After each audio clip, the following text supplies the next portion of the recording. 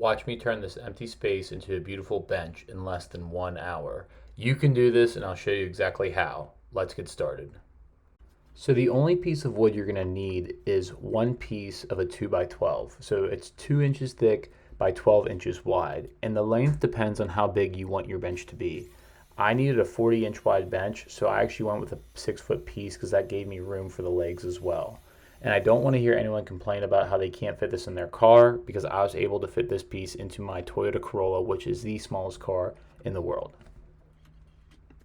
So that first part there was just me cutting the length, which I said was 40 inches.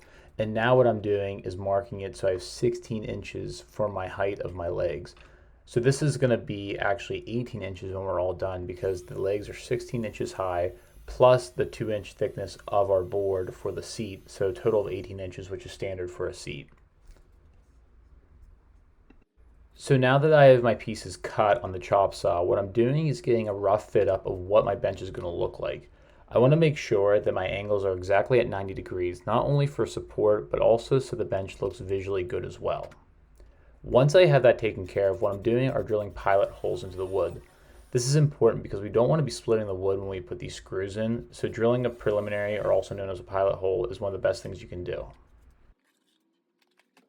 So after we have our pilot holes drilled, the next thing we need to do are putting in our screws.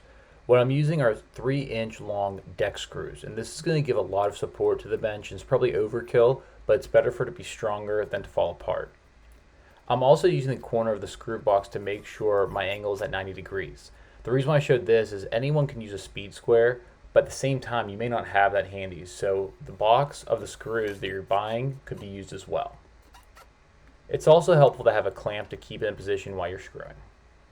Once you put your screws in, you want to make sure you cover the holes that you have. So what I'm using is this wood putty, and what this does, it actually fills in the cracks in the gap that the screw left, so it doesn't even look like there's anything there.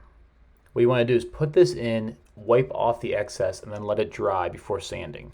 Give it at least an hour.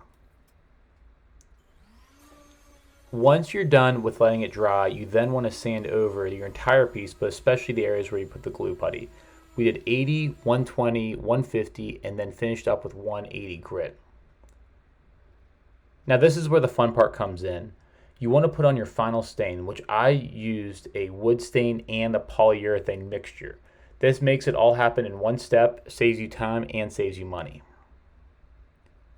Now you can use a paintbrush to apply this, however I like using a clean work cloth because this allows me to better control where I'm putting the stain and also make sure I absorb anything that's extra on the stain. Now you'll see here I'm using the espresso type finish, and I think this gives a nice dark color similar to a black walnut, but it's a little bit different than what you're seeing all over the internet right now. As I mentioned before, you want to make sure you cover your entire piece, and your end grain is going to take it a little bit more than your top grain because of just how the grain is, and the stain is going to be a little bit darker, so just tread lightly on the ends. Now when you're all done, you just want to give it a quick wipe off, make sure you have nothing wet, give it at least 2 hours to dry, and then put it in place, and you're all set. There you go. Enjoy your piece. Hopefully you can get it done within 1 hour. Thanks for watching.